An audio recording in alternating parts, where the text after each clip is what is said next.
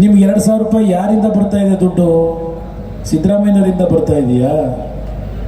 ನನ್ನ ರೈತ ಬಂಧುಗಳಿಂದ ಇವತ್ತು ವಸೂಲಿ ಮಾಡಿ ನಿಮಗೆ ಕೊಡ್ತಾ ಇದ್ದಾರೆ. ಇನ್ನು ಯಾರು ಇಲ್ಲಿ ಹೇಳಿದ್ರು ಮಾತನಾಡಬೇಕಾದ್ರೆ ಕ್ವಾರ್ಟರ್ ಬಾಟ್ಲ್ ಕತೆ, ನೀನು ಹೇಳಿದ್ದೆ ಕ್ವಾರ್ಟರ್ ಬಾಟ್ಲ್ ಕತೆ. ಕ್ವಾರ್ಟರ್ ಬಾಟ್ಲಿಗೆ ಮೊದಲು 40-50 ರೂಪಾಯಿ ಹೋಗಿ ಸಾಯಂಕಾಲ ಕೊಂಡ್ಕೊಳ್ಳೋರಿ. ಈಗ ಎಷ್ಟಕ್ಕೆ ಹೋಗಿದೆ? 150 ರೂಪಾಯಿ. ಅವ್ರು ಸಂಪಾದನೆ ಮಾಡೋದಿಲ್ಲ. ಈಗ ತಗೊಂಡೋಗಲ್ಲಿ ಕ್ವಾರ್ಟರ್ ಬಾಟ್ಲ್ ತಗೊಳ್ಳೋಕ್ಕೆ ಏನು ಕೊಡ್ತಾವ್ರೆ, ಆ ಕ್ವಾರ್ಟರ್ ಬಾಟ್ಲ್ ಖರ್ಚಾಯ್ತಿದ ದುಡ್ಡು ನಿಮ್ಮ ಕುಟುಂಬದ ಯಜಮಾನರಿಗೆ ಅವ್ರು ತಕ್ಕಿದ್ಕೊಂಡು ನಿಮಗೆ 2,000 ರೂಪಾಯಿ ಕೊಡ್ತಾವ್ರೆ. ಇದೊಂದು ಕಾರ್ಯಕ್ರಮ ಅಂತ ಕರೀತೀರ?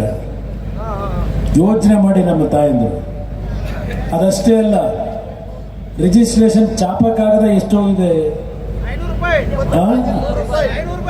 100 ರೂಪಾಯಿ ಹೋಗಿದೆ. 20 ರೂಪಾಯಿ ಇದ್ದಿದ್ದು ಇದು ನಿಮ್ಮ ತಲೆ ಮೇಲೆ ಹಾಕಿದ್ದಾರೆ. ಇನ್ನು ಸ್ಟ್ಯಾಂಪ್ಸ್ ಆ್ಯಂಡ್ ರಿಜಿಸ್ಟ್ರೇಷನ್ದು ಅದು ಏರಿಕೆ ಮಾಡ್ಕೊಂಡಿದ್ದಾರೆ. ರೈತರಿಗೆ ನಮ್ಮ ತಾಯಂದರು ಹಳ್ಳಿನಲ್ಲಿ ಹಾಲು ಉತ್ಪಾದನೆ ಮಾಡಿ ಹಾಲು ಹಾಕ್ತಾ ಇದ್ದಾರಲ್ಲ ಸೊಸೈಟಿಗೆ, ಕಳೆದ 7 ತಿಂಗಳಿಂದ ದುಡ್ಡು ಎಷ್ಟು ಬರಬೇಕು ನಿಮಗೆ? 750 ಕೋಟಿ ದುಡ್ಡು ಇನ್ನೂ ಕೊಟ್ಟಿಲ್ಲ ನಿಮಗೆ. ಇದು ಯೋಚನೆ ಮಾಡಿ. ನನ್ನ ತಾಯಂದರು ವೇದಿಕೆ ಮುಖಾಂತರ ಮನವಿ ಮಾಡ್ತೇನೆ. ನನಗೆ ಈ ಸರ್ಕಾರದ ಬಗ್ಗೆ 1-2 ಮಾತು ಹೇಳ್ತೀನಿ. ಕೋಲಾರ ಚಿಕ್ಕಬಳ್ಳಾಪುರ ಜಿಲ್ಲೆ ಕಳೆದ 15-20 ವರ್ಷಗಳಿಂದ ನಿಮ್ಮ ಬೋರ್ವೆಲ್ಗಳಲ್ಲಿ ಅಂತರ್ಜಲ ಕುಸಿದ ನಂತರ ಯಾವುದಾದ್ರೂ ಒಂದು ರೀತಿ ನಮಗೆ ನೀರು ಕೊಡ್ರಪ್ಪ ಸಾಕು, ನೀವು ಏನು ಮಾಡಿಕೊಡ್ಬೇಡಿ ಅಂತ ಹೇಳ್ತೀರಿ. 2014 ಪಾರ್ಲಿಮೆಂಟ್ ಚುನಾವಣೆ ಘೋಷಣೆ ಆಗ್ತಕ್ಕಂಥ ಒಂದು 15 ದಿವಸದ ಮುಂಚೆ ತರಾತೂರಿನಲ್ಲಿ ಪಕ್ಕದ ಚಿಕ್ಕಬಳ್ಳಾಪುರ ಜಿಲ್ಲೆಯಲ್ಲಿ ಒಂದು ಕಾರ್ಯಕ್ರಮ ಮಾಡಿದ್ರು. ಆ ಕಾರ್ಯಕ್ರಮದಲ್ಲಿ ಹೇಳಿದ್ದೇನು, ಸಿದ್ದರಾಮಯ್ಯನವರು ನಮ್ಮ ಪರಮಪೂಜ್ಯ ಸ್ವಾಮೀಜಿಯವರನ್ನು ಆ ಕಾರ್ಯಕ್ರಮಕ್ಕೆ ಕರೆದಿದ್ದರು. ಅವತ್ತು ತರಾತೂರಲ್ಲಿ ಫೌಂಡೇಶನ್ ಹಾಕಬೇಕಾದ್ರೆ ಮುಂದಿನ 3 ವರ್ಷಗಳಲ್ಲಿ ಎತ್ತಿನ ಹೊಳೆ ಯೋಜನೆಯನ್ನು ನಮ್ಮ ಕೋಲಾರಕ್ಕೆ ಚಿಕ್ಕಬಳ್ಳಾಪುರಕ್ಕೆ ನೀರು ಹರಿಸ್ತೀವಿ ಅಂತ ಘೋಷಣೆ ಮಾಡಿದ್ರು. ದುಡ್ಡೆಲ್ಲ ಐತೆ ಹೇಳಿ ದುಡ್ಡು ಖರ್ಚು ಮಾಡೋಲ್ಲ. 13,000 ಕೋಟಿ ಇವತ್ತು 3 ವರ್ಷದಲ್ಲಿ ಕೊಡ್ತೀವಿ ಅಂತ ಹೇಳಿದಾಗ ನಾನು ಇಲ್ಲೇ ಕೋಲಾರದಲ್ಲೇ ಅದಕ್ಕೆ ಪ್ರಶ್ನೆ ಮಾಡಿದ್ದೆ. ನಮ್ಮ ಮಾಧ್ಯಮ ಸ್ನೇಹಿತರು ಗೊತ್ತಿದೆ, ಅದಕ್ಕೊಂದು ಅವರು ಲಘುವಾಗಿ ಮಾತನಾಡಿದರು. 2014 2024 ದುಡ್ಡು 13,000 ಕೋಟಿ ಕೋಲಾರಕ್ಕೆ ಚಿಕ್ಕಬಳ್ಳಾಪುರಕ್ಕೆ ನೀರು ಕೊಡ್ತೀವಿ ಅಂತ ಹೇಳಿ ಖರ್ಚು ಮಾಡಿದ್ದಾರೆ.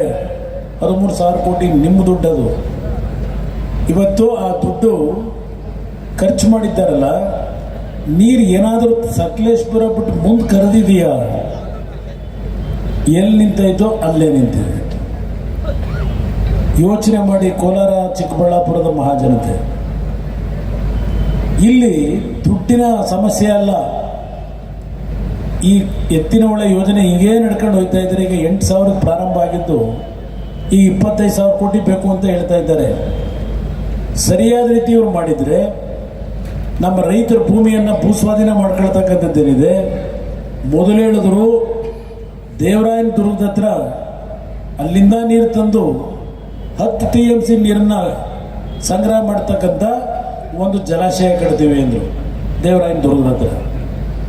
ಈಗ ಅಲ್ಲೇನೋ ಸಮಸ್ಯೆ ಅಂತ ಹೇಳಿ ಈಗ ಇಲ್ಲೆಲ್ಲ ಕೊರಟಗೆರೆ ಚಿಕ್ಕಬಳ್ಳಾಪುರದ ಪಕ್ಕದಲ್ಲಿ 2 TMC ನೀರನ್ನು ಸಂಗ್ರಹ ಮಾಡ್ತೀವಿ ಅಂತ ಹೇಳ್ತಾರೆ. ಇಲ್ಲಿ ಘೋಷಣೆ ಮಾಡಿದ್ದು ಕೋಲಾರಕ್ಕೆ 5 TMC ನೀರು, ಚಿಕ್ಕಬಳ್ಳಾಪುರಕ್ಕೆ 5 TMC ನೀರು ಕೊಡ್ತೀವಿ ಅಂತ. 10 ವರ್ಷ ಆಯಿತು. ಕೊಟ್ಟಿದ್ದು ಯಾವ ನೀರು ನಿಮಗೆ? ಬೆಂಗಳೂರಿನ ಕೊಳಚೆ ನೀರು ಕೊಟ್ಟಿದ್ದಾರೆ. ನಾನು ಹೇಳಿದೆ, ಟರ್ಷಿಯರಿ ಪ್ಲ್ಯಾಂಟ್ ಹಾಕ್ತೀರಾ ನೀರನ್ನ ಶುದ್ಧೀಕರಣ ಮಾಡಲಿಕ್ಕೆ ಮಾಡಿ ನಮ್ಮ ರೈತರನ್ನು ಉಳಿಸಿ. ಆದರೆ ವಿಷಮಿಶ್ರಿತವಾದಂಥ ನೀರನ್ನು ಕೊಟ್ಟು ಇವತ್ತು ಕೋಲಾರದ ಟೊಮೊಟೊ ಅಂದರೆ ಒಂದು ಕಾಲದಲ್ಲಿ ಶ್ರೀಲಂಕಾ ವಿದೇಶಗಳಿಗೆಲ್ಲ ಹೋಗ್ತಾ ಇದ್ದಂಥ ದಿನ ಇತ್ತು, ಡಿಮ್ಯಾಂಡ್ ಇತ್ತು, ಪಾಕಿಸ್ತಾನಕ್ಕೆ ಎಲ್ಲ. ಈಗ ಕೋಲಾರ ಟೊಮೊಟೊ ಅಂದರೆ ಹಲವಾರು ಕಡೆ ರಿಜೆಕ್ಟ್ ಮಾಡ್ತಾ ಇದ್ದಾರೆ. ಯಾಕೆ ರಿಜೆಕ್ಟ್ ಮಾಡ್ತಾ ಇದ್ದಾರೆ? ಕೊಂಡ್ಕೊತಾ ಇಲ್ಲ. ಇದಕ್ಕೆ ನೀವು ಈ ಕಾಂಗ್ರೆಸ್ ಪಕ್ಷವನ್ನು ನಂಬಿದ್ದೀರಾ? ನಾನು ಜಾತಿ ಬಗ್ಗೆ ಅದರ ಬಗ್ಗೆ ಚರ್ಚೆ ಮಾಡಲ್ಲ. ಜಾತಿ ಬಗ್ಗೆ ಚರ್ಚೆ ಮಾಡೋದಾದರೆ ಇಲ್ಲಿ ನಿಮ್ಮ ಕೆ ಎಚ್ ಮುನಿಯಪ್ಪನವ್ರನ್ನ 7 ಬಾರಿ ಗೆಲ್ಸಿದ್ರಿ ನೀವು, 7 ಬಾರಿ ಗೆಲ್ಸಿದ್ರಿ. ಆಯ್ತಪ್ಪ, ಈಗೇನೋ ಕಳೆದ ಚುನಾವಣೆಯಲ್ಲಿ ಏನೋ ಆಯಿತು, ಅದರ ಬಗ್ಗೆ ಚರ್ಚೆ ಬೇಡ. ಈಗ ಪಾಪ ಅವ್ರು ಹಳ್ಳಿಯನಿಗೆ ಟಿಕೆಟ್ ಕೇಳಿದ್ರಲ್ಲ, ಈಗೆಲ್ಲ ನೀನೇ ಹೇಳಿದ್ದಲ್ವಾ ರಾಜೀನಾಮೆ ತಗೊಂಡು ಹೋಗಿದ್ದ ವಿಷಯ. ಕೋಲಾರದ ನೀರಾವರಿ ಯೋಜನೆ ಏನಾದರೂ ರಾಜೀನಾಮೆ ಕೊಡ್ತೀವಿ ಅಂತ ಹೋಗಿದ್ರು MLCಗಳು. ಇಲ್ಲ, ಈ ಕೋಲಾರದ ಅಭಿವೃದ್ಧಿ ಕುಂಠಿತ ಆಗಿದೆ, ಈಗ ಹಣ ಕೊಡ್ತಿರೋ ಇಲ್ವ ಅಂತ ರಾಜೀನಾಮೆ ಕೊಡ್ತೀವಿ ಅಂತ ಹೋಗಿದ್ದು ಯಾತಕ್ಕೆ ಹೋದರು? ಹೇಳ್ತಿರಲ್ಲ ಜಾತಿಗಳ ಬಗ್ಗೆ. ನಾನು ಸಿದ್ದರಾಮಯ್ಯವ್ರಿಗೂ ಹೇಳೋದಿಷ್ಟೇ, ಪಾಪ ಇಲ್ಲಾರು ನಮ್ಮ ಪಕ್ಕ ಶ್ರೀನಿವಾಸಪುರದವ್ರು ನನ್ನ ಭಾಷಣ ಮಾಡೋರಲ್ಲ, ಇದೆಲ್ಲ ಮುಂದೆ ಮಾತಾಡೋಣ ಸಮಯ ಇದೆ ಅದಕ್ಕೆ. ಪಾಪ ನಮ್ಮ ವೆಂಕಟಶಿವರೆಡ್ಡಿ ಮೇಲೆ ಇರೋ ಕೋಪ ನಮ್ಮ ರೈತರ ಮೇಲೂ ತೀರಿಸ್ಕೊಂಡ್ಬಿಟ್ಟವ್ರೆ. ಅದೇನು ಪದ ಬಳಕೆ? ಇಲ್ಲ ನಿನ್ನ ಮೇಲಿರೋ ಕೋಪಕ್ಕೆ ಅದು ಬೈದಿರೋದ ರೈತರನ್ನ, ನಿಮ್ಮ ಮೇಲೆ ತೀರಿಸ್ಕೊಂಡ್ರೆ ಬೇಜಾರಿಲ್ಲ ಸಾಧ್ಯ. ರೈತರುಗಳನ್ನ ಬಳಸಿರ್ತಕ್ಕಂಥ ಪದ ನಮ್ಮನ್ನ ಅವ್ರನ್ನೇ ಕಾಪಾಡಬೇಕು ದೇವರು. ನಮ್ಮ ಕುರುಡಮಲೆ ದೇವರು ಗಣೇಶ, ಆ ಪುಣ್ಯಾತ್ಮ ಬುದ್ಧಿದ್ದು ಆ ದೇವರು ಕೊಡಬೇಕು. ನಾನೇನು ಬೈಯಕ್ಕೆ ಹೋಗಲ್ಲ. ಭಾಳ ಅತ್ಯುತ್ತಮವಾದಂಥ ಸಮಾಜದಲ್ಲಿ ಹುಟ್ಟಿರ್ತಕ್ಕಂಥ ವ್ಯಕ್ತಿ, ಬಾಯಿ ತೆಗೆದ್ರೆ ಬರೋದಿಲ್ಲ. ಆ ನಾಲಿಗೆಯಲ್ಲಿ ಯಾವ ಮಾತು ಬರುತ್ತೆ ಅನ್ನೋದು ನಾನು ಹೇಳೋದು ಬೇಡ, ನಿಮಗೆ ಗೊತ್ತಾಗಿದೆ. ನಾನು ಸಿದ್ದರಾಮಯ್ಯವ್ರಿಗೆ ಕೇಳ್ತೀನಿ, ಯಾವ ನಜೀರ್ ಅಹಮದ್ ಇಲ್ಲಿ MLC ಅಲ್ವಾ, ಏನು ಪದ ಬಳಸ್ದ ಕೆ ಎಚ್ ಮುನಿಯಪ್ಪನವ್ರ ಬಗ್ಗೆ ಯೋಚನೆ ಮಾಡಿ. ಕೆ ಎಚ್ ಮುನಿಯಪ್ಪನವರು ದಲಿತ ಸಮಾಜಕ್ಕೆ ಸೇರಿದವರಲ್ವೇ?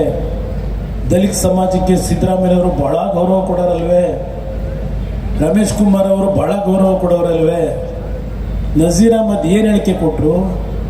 ಪಾಪ 7 ಬಾರಿ ಗೆದ್ದಂಥ ಕೋಲಾರ ಜನತೆ ಆಶೀರ್ವಾದ ಮಾಡೋದಂಥ ಕೆ ಎಚ್ ಮುನಿಯಪ್ಪನವ್ರ ಬಗ್ಗೆ ಬಳಸಿದಂಥ ಪದ ಅದು ಎಂಥದೋ.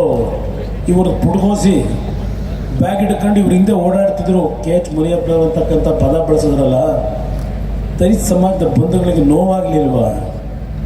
ಕೆ ಎಚ್ ಮುನಿಯಪ್ಪನವ್ರ ಬಗ್ಗೆ ಇಂಥ ಒಂದು ಪದ ಬಳಸಿ ಅವರನ್ನು ನಾನು ಪುಟ್ಗೋಸಿ ಹಿಡ್ಕೊಂಡು ತಿರುಗಾಡಕ್ಕೆ ಇಟ್ಕೊಂಡಿದ್ದೆ ಅಂತ ಪದ ಬಳಸಿದ್ರಲ್ಲ ನಜೀರ್ ಅಹಮದ್, ಇದು ದಲಿತರಿಗೆ ಮಾಡಿದಂಥ ಅವಮಾನ ಅಲ್ವೇ? ಸಿದ್ದರಾಮಯ್ಯನವ್ರು ಏನಾದರೂ ಕ್ಷಮೆ ಕೇಳಿದ್ರ? ಇಲ್ಲ ಅವರೇನಾದರೂ ಕ್ಷಮೆ ಕೇಳಿದ್ರ? ತೀರ್ಮಾನ ನಿಮಗೆ ಬಿಡ್ತೀನಿ, ಯಾವ ರೀತಿ ಕಾಂಗ್ರೆಸ್ ಪಕ್ಷ ನಡೀತಾ ಇದೆ ಅನ್ನೋದು. ಏನು ತಪ್ಪು ಮಾಡಿದ್ರು ಕೆ ಎಚ್ ಮುನಿಯಪ್ಪನವರಾಗಿದ್ದರೆ? ಅವ್ರ ಹಳ್ಳಿನಿಗೆ ಏನೋ ಟಿಕೆಟ್ ಕೇಳಿದ್ರಲ್ವೇ? ಅವ್ರ ಹಳ್ಳಿಗೆ ಟಿಕೆಟ್ ಕೊಡ್ತಾರೆ ಅಂತೇಳಿ ರಾಜೀನಾಮೆ ಕೊಡ್ತೀವಿ ಅಂತ ಹೋದರಲ್ವ? ಕಾಂಗ್ರೆಸ್ ಪಕ್ಷದಲ್ಲಿ ಈಗ ಎಷ್ಟು ಕುಟುಂಬದ ಮಕ್ಕಳಿಗೆ ಇವತ್ತು ರಾಜ್ಯದಲ್ಲಿ 12 ಕುಟುಂಬಕ್ಕೆ ಕೊಟ್ಟಿದ್ದಾರೆ ಟಿಕೆಟ್ನ. ದೇವೇಗೌಡರು ಕುಟುಂಬದ ಬಗ್ಗೆ ಮಾತನಾಡ್ತಾರೆ, ಎಲ್ಲ ಅಪ್ಪ ಆಯಿತು, ಮಗ ಆಯಿತು, ಒಳಿ ಆಯಿತು ಎಲ್ಲ ಹೇಳ್ತಾರೆ. ನಾನು ಕೋಲಾರದಲ್ಲಿ JDS ಪಕ್ಷಕ್ಕೆ ಈ ಬಾರಿ ಟಿಕೆಟ್ ಬೇಕು ಅಂತ ಹೇಳಿ BJPಯ ಕೇಂದ್ರದ ನಾಯಕರ ಮುಂದೆ ಯಾತಕ್ಕೆ ನಾನು ಒತ್ತಡ ಹಾಕಿದೆ? ಇಲ್ಲೇನು ನಮ್ಮ ಕುಟುಂಬದವ್ರು ನಿಲ್ಲಿಸ್ಲಿಕ್ಕೆ ಅಂತ ನಾನು ಒತ್ತಡ ಹಾಕಂದ? ನಮ್ಮ ಪಕ್ಷದಿಂದ ಅಟ್ಲೀಸ್ಟ್ ರಾಜ್ಯದಲ್ಲಿ ಒಂದು ದಲಿತ ಸಮಾಜಕ್ಕೆ ನಾವು ಟಿಕೆಟ್ ಕೊಡಬೇಕು ಅನ್ನೋ ಒಂದೇ ಕಾರಣಕ್ಕೋಸ್ಕರವಾಗಿ ನಾವು ಕೋಲಾರದಲ್ಲಿ, ನನಗೆ ಮುನಿಸ್ವಾಮಿ ಅವ್ರ ಶತ್ರು ಇದ್ರ, ನನ್ನ ಪಕ್ಷಕ್ಕೆ ಒಂದು ಟಿಕೆಟ್ ದಲಿತರು ಕೊಟ್ಟರೆ ರಾಜ್ಯದ ದಲಿತ ಸಮಾಜಕ್ಕೆ ಒಂದು ಸಂದೇಶ ಕೊಡ್ತೀನಿ ಅನ್ನೋದಕ್ಕೋಸ್ಕರವಾಗಿ ನಾನು ಒತ್ತಡ ಹಾಕೋದನ್ನ ಹೊರತು ಮುನಿಸ್ವಾಮಿ ಅವ್ರಿಗೆ ವಿರೋಧ ಮಾಡಿ ತಗೋಬೇಕು ಅಂತ ಮಾಡಿದ್ದಲ್ಲ. ನಾನು ಇದನ್ನು ಭಾಳ ಸ್ಪಷ್ಟವಾಗಿ ಹೇಳ್ತಾ ಇದ್ದೇನೆ. ಇಲ್ಲಿ ನನ್ನ ಸ್ನೇಹಿತ ಇಲ್ಲಿ ನಿಂತಿದ್ದಾನೆ, ಇಲ್ಲಿ ಒಂದು ಮಾತು ಹೇಳ್ತೇನೆ. ಮಾತಾಡ್ಬೇಕಾದ್ರೆ ಹೇಳ್ದ, ಹೋದ ಬಾರಿ ಈ ಕ್ಷೇತ್ರದಲ್ಲಿ ಎಲ್ಲೋ ನಮ್ಮ ಬಾಗೇಪಲ್ಲಿಯಿಂದ ಬಂದು ನಿಂತಿದ್ದ ಒಬ್ಬ, ಅವನು ನನ್ನ ಜೊತೆಲೇ ಇದ್ದ ಹಿಂದೆ ಭಾಳ ದಿವಸ. ನಾನು ಹಿಂದೆ ಟಿಕೆಟ್ ಕೊಡಬೇಕು ಅಂತಲೇ ಇದ್ದವನು, ನಮ್ಮ ಸಮೃದ್ಧಿ ಮಂಜುನಾಥ್ ಬರೋದಕ್ಕಿಂತ ಮುಂಚೆ. ಆಗ ಸ್ವಲ್ಪ ಏನೋ ರಾಜಕೀಯ ನಡೆದೋಯ್ತು ಅಂದರೆ ಈಗ ಭಾಳ ಚರ್ಚೆ ಮಾಡಲ್ಲ. ಆ ವ್ಯಕ್ತಿ ಕೊನೆ ಅಂತಲೇ ಬಂದು ಸಮೃದ್ಧಿ ಮಂಜುನಾಥ್ ಸೋಲಿಸಲೇಬೇಕು ಅಂತ. ಯಾಕೆಂದರೆ ಸಮೃದ್ಧಿ ಮಂಜುನಾಥ್ ಕಾಂಗ್ರೆಸ್ ನಾಯಕರುಗಳು ಭಾಳ ಬಲವಂತ ಮಾಡಿದರು, ಬಾ ನಿಮ್ಗೆ ಟಿಕೆಟ್ ಕೊಡ್ತೀವಿ ಅಂತ. ನನ್ನನ್ನು ಬಿಟ್ಟು ಹೋಗಲಿಲ್ಲ ಅವತ್ತು ಕೊನೆ ಅಂತಲ್ಲಿ ಮುಗಿಸ್ಲೇಬೇಕು ಅಂತೇಳಿ ಪಾಪ ಅವನು ತಂದರು ಆದಿನಾರಾಯಣ. ನಾನು ಆದಿನಾರಾಯಣನಿಗೆ ಮೂಡಿಗೆರೆಯಲ್ಲಿ ಕೊಡ್ತೀನಪ್ಪ, ಅಲ್ಲಿ ಹೋಗಿ ಕೆಲಸ ಮಾಡಕ. ಮೂಡಿಗೆರೆ ನಮ್ಮ ಪಕ್ಷ ಭಾಳ ಭದ್ರವಾಗಿದೆ, ಅಲ್ಲೂ ಗೆಲ್ತಿ ಅಂತ ಕರೆದು ಹೇಳಿದ್ದವನು. ಅಂಥವ್ನಿಗೆ ಇಲ್ಲಿ ಕರ್ಕೊಂಬಂದು ಟಿಕೆಟ್ ಕೊಟ್ಟು ಸಮೃದ್ಧಿ ಮಂಜು ತೆಗಿಲಿಕ್ಕೆ ಹೊರಟರು. ಪುಣ್ಯಾತ್ಮ ನೀವು ಗೆಲ್ಲಿಸ್ಕೊಟ್ಟಿದ್ದೀರಿ ಎಲ್ಲ ನಮ್ಮ ಬಂಧುಗಳು. ಇಲ್ಲಿ ಪ್ರಶ್ನೆ, ಈ ಚುನಾವಣೆಯಲ್ಲಿ ಬಹುಶಃ ಮಾಧ್ಯಮದಲ್ಲಿ ಒಂದು 2 ತಿಂಗಳು ಹರಿದಾಡ್ತವೆ ಹೆಸರುಗಳು. ಸಮೃದ್ಧಿ ಮಂಜು ಲೋಕಸಭೆ ಅಭ್ಯರ್ಥಿ ಅಂತೇಳಿ ಅವ್ರದ್ದೊಂದು ಹೆಸರು, ಮತ್ತು ಮಲ್ಲೇಶ್ ಬಾಬುದೊಂದು ಹೆಸರು, ಮಧ್ಯ ಸ್ವಲ್ಪ ನಾರಾಯಣ ಸ್ವಾಮಿ, ನಮ್ಮ ನಿಸರ್ಗ ನಾರಾಯಣ ಸ್ವಾಮಿದು ನಡೀತು. ಸಮೃದ್ಧಿ ಮಂಜು ಹೇಳಿತು, ನೀವು ಮಂಡ್ಯದಿಂದ ಹಣ ನಿಲ್ಲದಾದರೆ ನಿಮ್ಮ ಜೊತೆಗೆ ನಾನು ಡೆಲ್ಲಿಗೆ ಬರ್ಲಿಕ್ಕೆ ತಯಾರಾಗಿದ್ದೇನೆ, ನಿನಗೆ ಶಕ್ತಿ ತುಂಬಬೇಕು ಅನ್ನೋದಿದ್ದರೆ ನನ್ನ ಅವಶ್ಯಕತೆ ಇದೆ ಅಂದರೆ ಬರ್ತೀನಿ ಅಂತಲೂ ಹೇಳಿದೆ. ಆದರೆ ನಂತರ ಈ ಸೀಟ್ ವಿಷಯದಲ್ಲಿ ಕೆಲವು ಚರ್ಚೆ ಆದ ಮೇಲೆ ನನಗೆ ಒಂದು ಸಲಹೆ ಕೊಟ್ಟ ನಮ್ಮ ಸಮೃದ್ಧಿ ಮಂಜು. ಮಲ್ಲೇಶ್ ಬಾಬು ಅತ್ಯಂತ ಸಂಭಾವಿತ, 2 ಬಾರಿ ಬಂಗಾರಪೇಟೆಯಲ್ಲಿ ಸೋತು ನೋನಲ್ಲಿದ್ದಾನೆ. ಕಳೆದ ಬಾರಿ ಕೇವಲ 2000 ಮತದಲ್ಲಿ ಸೋತಿದ್ದಾನೆ. ಅಣ್ಣ ದಯವಿಟ್ಟು ನನಗೇನು ನೀವು ಇರಲೇಬೇಕು ಅಂತ ಹೇಳ್ತೀರಿ, ನನಗೆ ಬೇಡ, ನಾವು ಪ್ರಾಮಾಣಿಕವಾಗಿ ಕೆಲಸ ಮಾಡ್ತೀರಿ, ಮಲ್ಲೇಶ್ ಬಾಬುಗೆ ನೀವು ತೀರ್ಮಾನ ಮಾಡಿ ಅಂತೇಳಿ ನನ್ನ ಮೇಲೆ ಒತ್ತಡ ಹಾಕಿ ಮಲ್ಲೇಶ್ ಬಾಬು ಟಿಕೆಟ್ ಕೊಡಿಸಿದ್ದು ಸಮೃದ್ಧಿ ಮಂಜು. ಇದರಲ್ಲಿ ಏನಾದರೂ ನಿಮಗೆ ತಪ್ಪು ಅಭಿಪ್ರಾಯಗಳಿದ್ದರೆ ಭಾಳ ಸ್ಪಷ್ಟವಾಗಿ ಹೇಳ್ತಾ ಇದ್ದಾರೆ. ಇಲ್ಲಿ ಹೇಳ್ದ ವೇದಿಕೆ ಮೇಲೆ ಈಗ ನನಗೆ ಬೋವಿ ಜನಾಂಗದವರು ಕಳೆದ ಚುನಾವಣೆಯಲ್ಲಿ 100ಕ್ಕೆ 70 ಭಾಗ ಮತ ಕೊಟ್ಟರು ಬೋವಿ ಜನಾಂಗದ ಅಭ್ಯರ್ಥಿ ಇದ್ದರು. ಆ ಋಣ ನಾನು ತೀರಿಸಬೇಕು, ಅದಕ್ಕೋಸ್ಕರವಾಗಿ ಇವತ್ತು ಮಲ್ಲೇಶ್ ಬಾಬುಗೆ ಟಿಕೆಟ್ನ ಕೊಡಿ ಅಂತಕ್ಕಂಥದ್ದು, ನಾವು ಕೆಲಸ ಮಾಡ್ತೀವಿ ಅಂತಕ್ಕಂಥದ್ದು ಇಲ್ಲೇ ಹೇಳಿದ್ದಾರೆ. ನಮ್ಮ ಪಕ್ಷದಲ್ಲಿ ಇವತ್ತು ಈ ರೀತಿಯ ಒಂದು ಸೋದರ ಮನೋಭಾವದಲ್ಲಿ ಕೆಲಸ ಮಾಡ್ತಾ ಇದ್ದಾರೆ. ಅದೇ ನನಗೆ ಇವತ್ತು ಕೋಲಾರ ಜಿಲ್ಲೆಯಲ್ಲಿ ಶಕ್ತಿ. ಇದು ರಾಜಕೀಯವಾಗಿ ಒಂದು ಭಾಗ. ನಾನು ಸಿದ್ದರಾಮಯ್ಯನವರಿಗೆ ಕೇಳಲಿಕ್ಕೆ ಬಯಸ್ತೀನಿ, ಯಾವೊಂದು KH ಮುನಿಯಪ್ಪನವರು ಒಬ್ಬ ದಲಿತ ಸಮಾಜದವರು ಅವ್ರನ್ನ ಪುಟ್ಕೋಸಿ ಹಿಡ್ಕೊಂಡು ಬ್ಯಾಗ್ ಹಿಡ್ಕೊಂಡು ಓಡ್ತಿದ್ರು ನಂದು ಅಂತ ಹೇಳಿದಂಥ MLC ಬಗ್ಗೆ ಏನು ಆ್ಯಕ್ಷನ್ ತಗೊಂಡ್ರಿ? ಇವತ್ತು ಅವ್ರು ತಗೊಳ್ಳಿಲ್ಲ ತೀರ್ಮಾನ. ಕೋಲಾರದ ಜನತೆ ಇವತ್ತು ಈ ರೀತಿ ಅವಮಾನ ಮಾಡಿರ್ತಕ್ಕಂಥದ್ದಕ್ಕೆ ಕಾಂಗ್ರೆಸ್ಗೆ ಪಾಠ ಕಲಿಸ್ಬೇಕಾಗಿರ್ತಕ್ಕಂಥದ್ದು ನಿಮ್ಮ ಕೈನಲ್ಲಿದೆ ಅಂತಕ್ಕಂಥದ್ದನ್ನು ಹೇಳಿಕ್ಕೆ ಬಯಸ್ತೀನಿ. ಸೂಕ್ಷ್ಮ ನನ್ನ ಪತ್ರಿಕೆಗಳನ್ನು ಗಮನಿಸ್ತಾ ಇದ್ದೆ. ಇನ್ನೊಂದು, ಇವಾಗ ನಿಜಕ್ಕೂ ಕೋಲಾರದ ಜನತೆ ಮೇಲೆ ಅಭಿಮಾನ ಇದ್ದಿದ್ರೆ, ನಮ್ಮ ರೈತರ ಬಗ್ಗೆ ಅಭಿಮಾನ ಇದ್ದಿದ್ರೆ, 2006 ನಾನು ಮುಖ್ಯಮಂತ್ರಿ, ಯಡಿಯೂರಪ್ಪನವರು ಉಪಮುಖ್ಯಮಂತ್ರಿಗಳು, BJP ನಮ್ಮ ಸರ್ಕಾರ, ನಾನು ಚಿತ್ರಾವತಿ ನದಿಯ ಒಂದು ಜಲಾಶಯ ನಿರ್ಮಾಣ ಏನಾಗಿತ್ತು ಉದ್ಘಾಟನೆಗೆ ಬಂದಿದ್ದೆ ಬಾಗೇಪಲ್ಲಿಗೆ. ಅಲ್ಲಿ ಒಂದು ಪತ್ರಿಕೆ, ಸಂಯುಕ್ತ ಕರ್ನಾಟಕ ಪತ್ರಿಕೆನೂ ಅದು ಒಂದು ಪತ್ರಿಕೆಯಲ್ಲಿ ಬರೆದಿದ್ರಿ ಯರಗೋಳಿನ ಬಗ್ಗೆ. ಅದನ್ನು ನೀವೇನು ಬರೆದಿದ್ದೀರಿ ಅದನ್ನು ಓದಿ ತಕ್ಷಣ ಬೆಂಗಳೂರಿಗೆ ಹೋದಾಗ ತೀರ್ಮಾನ ಮಾಡಿದೆ, ಯರಗೋಳಿನ ಹತ್ರ ಒಂದು ಜಲಾಶಯ ಕಟ್ಟಬೇಕು ಅಂತ. ಆ ಯರಗೋಳಿನ ಜಲಾಶಯ ಕಟ್ಟಿದರೆ ನಮ್ಮ ಮುಳಬಾಗಿಲು ತಾಲೂಕಿರ್ಬೋದು, ಅಕ್ಕಪಕ್ಕದಲ್ಲಿ ಕುಡಿಯೋ ನೀರಿನ ಹಳ್ಳಿಗಳಿಗೆ ಶುದ್ಧವಾದ ನೀರನ್ನು ಕೊಡ್ಬೋದು ಅಂತಕ್ಕಂಥ ನಿರ್ಧಾರ ಮಾಡಿ 50 ಕೋಟಿ ಬಜೆಟ್ನಲ್ಲಿ ದುಡ್ಡನ್ನು ಘೋಷಣೆ ಮಾಡಿ ಹಣವನ್ನು ಕೊಟ್ಟು ಕೆಲಸ ಪ್ರಾರಂಭ ಮಾಡಿ 2-3 ವರ್ಷದಲ್ಲಿ ಮುಗಿಸಿ ಎಂದು ನಮ್ಮ ಸರ್ಕಾರ ಹೋಯಿತು. ಇವತ್ತು 2024 ಜಲಾಶಯ ನಿರ್ಮಾಣ ಆಯಿತು. ಪಾಪ ಸಿದ್ದರಾಮಯ್ಯವರು ಬಂದು ಉದ್ಘಾಟನೆ ಮಾಡಿಬಿಟ್ರು. ಈಗ ಒಂದು ಕನಿಷ್ಠ ಸೌಜನ್ಯಕ್ಕೆ BJPಯ ಮತ್ತು JDSನ ಸರ್ಕಾರ, ಮೈತ್ರಿ ಸರ್ಕಾರ ಇದ್ದಾಗ ಈ ಯರಗೋಳ ಜಲಾಶಯ ಕೆಲಸ ಪ್ರಾರಂಭ ಆಯಿತು ಅನ್ನೋದು ನೀವು ಹೇಳಕ್ಕೆ ಬರಲಿಲ್ಲ ಅವ್ರ ಬಾಯಲ್ಲಿ. ಕನಿಷ್ಠ ಅಲಂಗೂರು ಶ್ರೀನಿವಾಸ ಅವತ್ತು ನನ್ನ ಮುಂದೆ ಇಲ್ಲ, ಇವತ್ತು ನಮ್ಮ ಬಿಟ್ಟು ಹೋಗಿದ್ದಾರೆ, ಅಗಲಿದ್ದಾರೆ. ಇವತ್ತು ಯರಗೋಳ ಜಲಾಶಯ ಆಗಬೇಕು ಅಂತ ಹೇಳಿ ನನ್ನ ದೊಡ್ಡ ಮಟ್ಟದಲ್ಲಿ ನನ್ನ ಗಮನ ಸೆಳೆದು ಇವತ್ತು ಆ ಯರಗೋಳ ಜಲಾಶಯ ಏನು ಸಂಪೂರ್ಣ ಆಗಿದೆ, ಸರಿಯಾದ ರೀತಿ ಪೈಪ್ಲೈನಲ್ಲಿ ಎಳೆದು ಸರಿಯಾಗಿ ಕೆಲಸ ಮಾಡಿದರೆ ಆ ನೀರು ಇವತ್ತು ಈ ಬರಗಾಲದಲ್ಲಿ ಇನ್ನು ಕೂಡ ಸಾಧ್ಯ ಇರಲಿಲ್ವ? ಜಲಾಶಯ ಕಟ್ಟಿದು 100 ಕೋಟಿ ಖರ್ಚಾಗಿದೆ, ಆದರೂ ಇವತ್ತು ನಿಮಗೆ ನೀರು ಕೊಡಲಿಕ್ಕಾಗಿಲ್ಲ. ಇದು ಈ ಸರ್ಕಾರಗಳು ಯಾವ ರೀತಿ ನಡೀತಾ ಇದೆ, ದಯವಿಟ್ಟು ಕೈ ಜೋಡಿಸಿ ಮನವಿ ಮಾಡ್ತೀನಿ, ಯೋಚನೆ ಮಾಡಿ ಯಾಗಿದ್ದಾರೆ ಇವರೆಲ್ಲ ಅಂತ. ಇವತ್ತು ಅದೆಂಥದ್ದು ಪೇಪರ್ ಅಡ್ವರ್ಟೈಸ್ಮೆಂಟು 3 ದಿವಸದಿಂದ ಇದು ಖಾಲಿ ಚೊಂಬು ತೋರಿಸ್ತಾ ಇದ್ದಾರೆ ಅಡ್ವರ್ಟೈಸ್ಮೆಂಟಲ್ಲಿ. ಯಾರಿಂದ ಇವತ್ತು ಖಾಲಿ ಚೊಂಬಾಗಿರೋದು? ಇದು ಏನು ನರೇಂದ್ರ ಮೋದಿ ಅವರಿಂದ? ನರೇಂದ್ರ ಮೋದಿ ಅವರಿದ್ದಾಗ ಇಲ್ಲಿ 3 ವರ್ಷ BJP ಸರ್ಕಾರವೇ ಇತ್ತಲ್ಲ, ಯಾವತ್ತಾದ್ರೂ ದುಡ್ಡಿಲ್ಲ ಅಂತೇಳಿ ಯಾವುದಾದ್ರು ಯೋಜನೆ ನಿಲ್ಲಿಸಿದ್ರ BJP ಸರ್ಕಾರದಲ್ಲಿ? ಹಲವಾರು ರೀತಿ ಟೀಕೆ ಮಾಡಿದ್ದೀರಿ BJP ಆಡಳಿತ ವಿಷಯಗಳನ್ನು. ಆದರೆ ಅಭಿವೃದ್ಧಿಗೆ ಎಂದೂ ಕುಂಠಿತ ಆಗಿರಲಿಲ್ಲ. 2 ವರ್ಷ ಕೋವಿಡ್ನ ಅನಾಹುತ, ಸರ್ಕಾರಕ್ಕೆ ಆದಾಯ ಇಲ್ಲ. ಅಂಥ ಸಂದರ್ಭದಲ್ಲೂ ರಾಜ್ಯದ ಅಭಿವೃದ್ಧಿಯನ್ನು ಕುಂಠಿತಗೊಳಿಸಲಿಲ್ಲ. ಈ ನಾಡಿನ ಜನತೆಯ ಜೀವ ಹೋಗ್ತಕ್ಕಂಥದಕ್ಕೆ ಅವಕಾಶ ಕೊಟ್ಟಿಲ್ಲ ನರೇಂದ್ರ ಮೋದಿಯವರ ನಾಯಕತ್ವದಲ್ಲಿ. ಇದನ್ನು ಅರ್ಥ ಮಾಡ್ಕೊಳ್ಳಿ.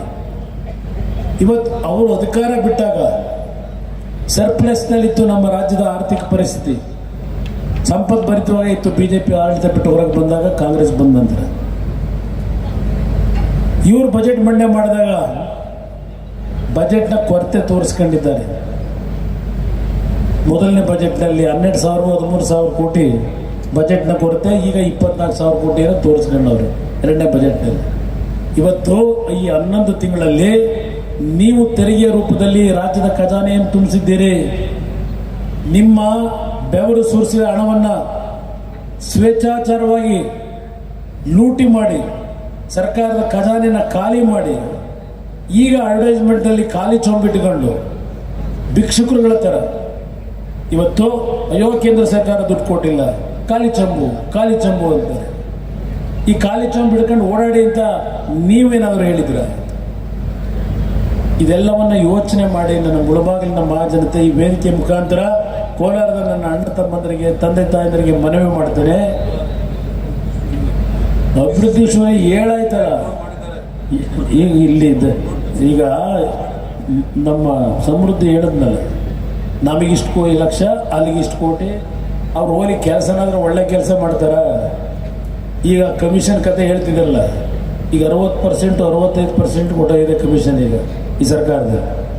ಪಾಪ ನಮ್ಮ ಕನಕಪುರದ ಲೀಡ್ರು ಕುಮಾರಸ್ವಾಮಿನೂ ಮುಖ್ಯಮಂತ್ರಿ ಆಗೋದ, ದೇವೇಗೌಡರು ಆಗೋದ್ರು, SM ಕೃಷ್ಣ ಆಗೋದ್ರು. ನನಗೂ ಒಂದು ಮುಖ್ಯಮಂತ್ರಿ ಯಾಕೆ ಅವಕಾಶ ಕೊಡಿ, ನನಗೊಂದು ಪೇಪರ್ ಪೆನ್ ಕೊಡಿ ಅಂದರು. ಪಾಪ ಕೊಟ್ಟರು ಈ ರಾಜ್ಯದ ಜನ. ಚುನಾವಣೆಗಿಂತ ಮುಂಚೆ ಮೇಕೆದಾಟಿನ ಯೋಜನೆ ಅನುಷ್ಠಾನಗೊಳಿಸ್ತೀವಿ ಅಂತೇಳಿ ಸಂಗಮದಿಂದ ಬೆಂಗಳೂರಿನವರಿಗೆ ಪಾದಯಾತ್ರೆ ಮಾಡ್ಕೊಂಡು ಹೊರಟರು. ಹೇಳಿದ್ರು ಅವತ್ತು ನಮ್ಮ ನೀರು ನಮ್ಮ ಹಕ್ಕು ಅಂತ. ಇವತ್ತು ಈ ಸರ್ಕಾರ ಕೊಟ್ಟರಲ್ಲ, ಈಗ ಪೇಪರ್ ಪೆನ್ನು ಕೊಟ್ಟಿದ್ದೀರಲ್ಲ, ಈಗೇನು ಹೇಳ್ತಾ ಇದ್ದಾರೆ? ನಮ್ಮ ನೀರು ತಮಿಳುನಾಡಿನ ಹಕ್ಕು ಅಂತೇಳಿ ದಿನ ಸರಾಗವಾಗಿ ನೀರು ಹೋಯ್ತಾನೆ ಇದೆ ತಮಿಳುನಾಡಿಗೆ. ಅವ್ರು 2 ಬೆಳೆ ಬೆಳೀತಾವ್ರೆ, ಮಂಡ್ಯದಲ್ಲಿ 1 ಬೆಳೆ ನೀರು ಇಲ್ಲ. ಇವತ್ತು ಭತ್ತನೇ ನಾಟಿ ಮಾಡೋಕ್ಕೆ ಬಿಡಲಿಲ್ಲ. ಇವತ್ತು ಸಿದ್ದರಾಮಯ್ಯರು ಹೇಳ್ತಾರೆ ದೇವೇಗೌಡರಿಗೆ, BJPಯ ನಾಯಕರುಗಳಿಗೆ, ನರೇಂದ್ರ ಮೋದಿ ಅವರ ಕೈನಲ್ಲಿ ಮೇಕೆದಾಟು ಕಟ್ಟಲಿಕ್ಕೆ ಅನುಮತಿ ಕೊಡಿಸ್ಬಿಡಿ, ನಾಳೆ ಬೆಳಗ್ಗೆ ತಕ್ಷಣ ಕಾರ್ಯಕ್ರಮ ಶುರು ಮಾಡ್ತೀವಿ ಅಂತ ಹೇಳಿದ್ರು. ಇವತ್ತು ಬೆಳಗ್ಗೆ ಪತ್ರಿಕೆಯಲ್ಲಿ ಪಾಪ ಓದಿದ್ದೀರಿ ನೀವು. ನಾನು ಸಿದ್ದರಾಮಯ್ಯವ್ರಿಗೆ ಕೇಳ್ತೀನಿ, ನೀವೇನು ಅಲಯನ್ಸ್ ಮಾಡ್ಕೊಂಡು ಚುನಾವಣೆ ನಡೆಸ್ತಿದ್ದೀರಲ್ಲ ತಮಿಳುನಾಡಿನಲ್ಲಿ, DMK ಅವ್ರ ಜೊತೆ ಸೇರಿ 8 ಸೀಟ್ ತಗೊಂಡವ್ರ ಜೊತೆಲಿ ಚುನಾವಣೆ ನಡೆಸ್ತಾ ಇದ್ದೀರಿ. ಮುಗಿದೋಯ್ತು ಮೊನ್ನೆ ಅಲ್ಲಿ ಮತದಾನ. ಇವತ್ತು ಅನುಮತಿಗೆ ತಕರಾರು ಕೇಂದ್ರ ಸರ್ಕಾರ ಕೊಡಲಿಕ್ಕೆ ತಕರಾರು ತೆಗೆದಿರೋದು ಸಿದ್ದರಾಮಯ್ಯನವರೇ. ನಿಮ್ಮ ಪಾರ್ಟ್ನರ್ಸ್ ಅವರಲ್ಲ ತಮಿಳುನಾಡಿನವರು, DMK ಅವರು ತಕರಾರು ತೆಗೆದಿರೋದು. ಅವರು ಅನುಮತಿಯನ್ನು ಕೇಂದ್ರ ಸರ್ಕಾರ ಕೊಡಲಿಕ್ಕೆ ಇಲ್ಲಿ ಮೊದಲು ಇವರು ಹೇಳಿದ್ದಾರಲ್ಲ, ಮೊನ್ನೆ ಮ್ಯಾನಿಫೆಸ್ಟೋ ರಿಲೀಸ್ ಮಾಡೋದು ಪ್ರಣಾಳಿಕೆ ತಮಿಳುನಾಡಿನಲ್ಲಿ, ಅಲ್ಲಿಯ ಮುಖ್ಯಮಂತ್ರಿ. ಕರ್ನಾಟಕದವರು ಯಾವುದೇ ಕಾರಣಕ್ಕೂ ನಮ್ಮ ಮೇಕೆದಾಟನ್ನು ಇವತ್ತು ಕಟ್ಟಲಿಕ್ಕೆ ನಮ್ಮ ಸರ್ಕಾರ ಅನುಮತಿ ಕೊಡಲ್ಲ. ಈ ಮಾತನ್ನು ನಿಮ್ಮ ಸ್ನೇಹಿತರು ಹೇಳಿದ್ದಾರೆ. ಸಿದ್ದರಾಮಯ್ಯನವರೇ, ನೀವು ನರೇಂದ್ರ ಮೋದಿ ಕೇಳೋದಲ್ಲ, ಮೊದಲು ಇಲ್ಲಿ ಪಕ್ಕದ ತಮಿಳುನಾಡಿನವ್ರನ್ನ ನಿಮ್ಮ ಅಣ್ಣ ಅಂತ ಕರ್ಕೊಳ್ತಿರೋ, B ಟೀಮ್ ಅಂತ ಕರ್ಕೊಳ್ತಿರೋ, A ಟೀಮ್ ಕರ್ಕೊಳ್ತಿರೋ, ಅಲ್ಲಿ ಮೊದಲೋಗಿ ಪರ್ಮಿಷನ್ ತಗೊಂಬನ್ನಿ. ಈಗ ನರೇಂದ್ರ ಮೋದಿ ಅವರ ಹತ್ರ 5 ಸೆಕೆಂಡಿಗೆ ಕೊಡಿಸ್ತೀವಿ ಪರ್ಮಿಷನ್ನ, 5 ಸೆಕೆಂಡಿಗೆ. ಮೊದಲು ಅಲ್ಲಿಂದ ತಗೊಂಬನ್ನಿ. ನೀವು ನಾಡಿನ ಜನತೆಗೆ ದಿಕ್ಕು ತಪ್ಪಿಸ್ತಕ್ಕಂಥ ಕೆಲಸ ಮಾಡ್ತಾ ಇದ್ದೀವಿ. ಇವತ್ತು ನಾನು ಒಂದು ಮಾತು ಹೇಳ್ತೇನೆ, ಈ ಮೈತ್ರಿಯ ಒಂದು ಉತ್ಪನ್ನ ಮಾಡ್ಕೊಂಡಿರ್ತಕ್ಕಂಥದ್ದು ನಮ್ಮ ವೈಯಕ್ತಿಕ ಸ್ವಾರ್ಥಕ್ಕಲ್ಲ. ಹಲವಾರು ಅಭಿವೃದ್ಧಿಯ ಕೆಲಸಗಳು ಈ ರಾಜ್ಯದಲ್ಲಿ ಆಗಬೇಕಾಗಿದೆ.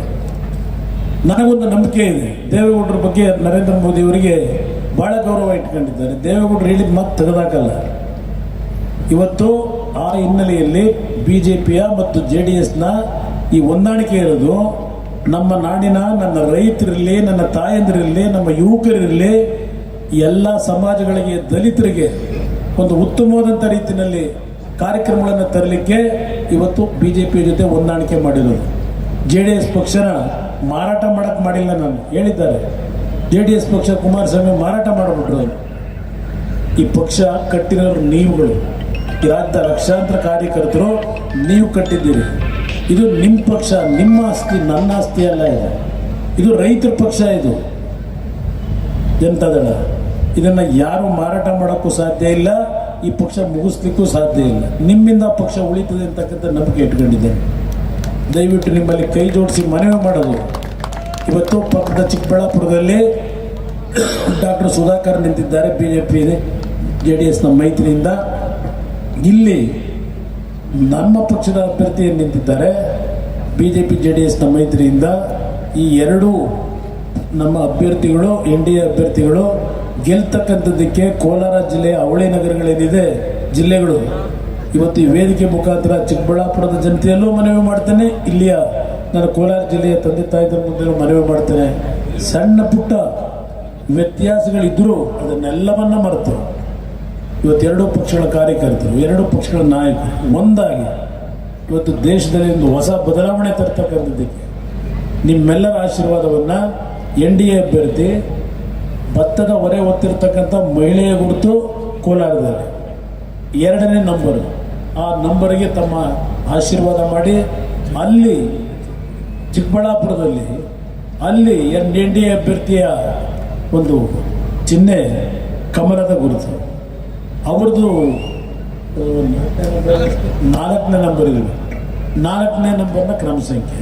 ಎರಡೂ ಅಭ್ಯರ್ಥಿಗಳನ್ನು, ಅದರಲ್ಲೂ ಮುಳಬಾಗಿಲಲ್ಲಿ ಕನಿಷ್ಠ 40-45 ಸಾವಿರಕ್ಕೂ ಹೆಚ್ಚಿನ ಬಹುಮತವನ್ನು ಹೆಚ್ಚಿನ ರೀತಿಯಲ್ಲಿ ಕೊಡಬೇಕು ಅಂತಕ್ಕಂಥ ಮನವಿಯನ್ನು ಯಾಕೆ ಮಾಡ್ತಾ ಇದ್ದೇನೆ ಅಂದರೆ, ಇಲ್ಲಿ ಬೇರೆ ಒಂದು ನನ್ನ ಸ್ನೇಹಿತ ಸವಾಲು ಹಾಕ್ಬಿಟ್ಟು ಅವನೀಗ ನಿಮ್ಮಲ್ಲಿ ಮನವಿ ಮಾಡಿದ್ದೇನೆ.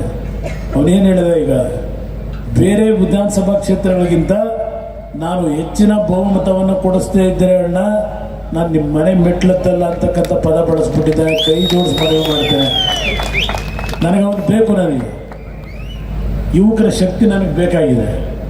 ದಯವಿಟ್ಟು ಯಾವುದೇ ಕಾರಣಕ್ಕೂ ಅವನು ಏನು ನಿಮ್ಮನ್ನು ನಂಬಿ ಮುಳಬಾಗಿಲಿನ ಜನತೆಯನ್ನು, ಮುಳಬಾಗಿಲಿನ ನಮ್ಮ ಕಾರ್ಯಕರ್ತರನ್ನು, ನಮ್ಮ ಮುಖಂಡರುಗಳನ್ನು ನಂಬಿ ಅತ್ಯಂತ ಆತ್ಮವಿಶ್ವಾಸದಲ್ಲಿ ಎಲ್ಲ 8 ವಿಧಾನಸಭಾ ಕ್ಷೇತ್ರಕ್ಕಿಂತ ನಾನು ಹೆಚ್ಚಿನ ಲೀಡನ್ನು ತಂದು ಕೊಡ್ತೀನಿ, ಇಲ್ಲಿ ನಿಮ್ಮ ಮನೆ ಬಾಗಿಲತ್ತಲ್ಲ ಅಂತಕ್ಕಂಥ ಪದ ಏನಿದೆ ನಿಮ್ಮ ಕೈಲಿದೆ ಜವಾಬ್ದಾರಿ.